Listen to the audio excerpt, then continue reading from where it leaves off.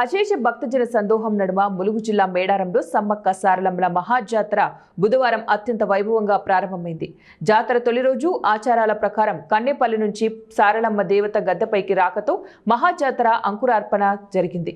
బుధవారం ఉదయం 11 గంటల నుంచి 12 గంటల మధ్య సమ్మక్క సారలమ్మల పూజారుల గద్దెల వరకు చేరుకుని పుట్టమణతో గద్దెలను అలికి శుద్ధి చేశారు. ఆదివాసీ సాంప్రదాయం కొట్టు గోత్రాల ప్రకారం ఆదివాసీ సాంప్రదాయ పద్ధతిలో పీట ముగ్గులు వేసి అమ్మవార్లకు పసుపు కుంకుమ చీర సారలను సమర్పించి ధూపదీప నైవేద్యాలతో ప్రత్యేక పూజలు నిర్వహించారు.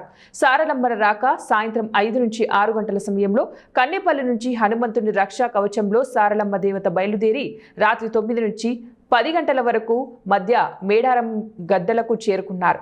అదేవిధంగా కొండాయి నుంచి గోవిందరాజులు, పూనుగొండ్ల నుంచి పడిగిద్దరాజులను పూజారులు మేడారం గద్దెలపైకి తీసుకుని వచ్చి ప్రతిష్ఠించారు.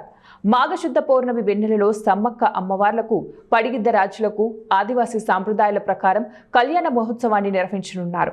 ఈ సందర్భంగా మేడారం ప్రధాన పూజారి సిద్ధపోయిన అరుణ్ కుమార్ మాట్లాడుతూ భక్తులందరూ అమ్మవార్ల కృపకు పాత్రులు కావాలని ప్రభుత్వం మరియు ఆలయ కమిటీ అన్ని ఏర్పాట్లు పూర్తి చేసిందని తెలిపారు.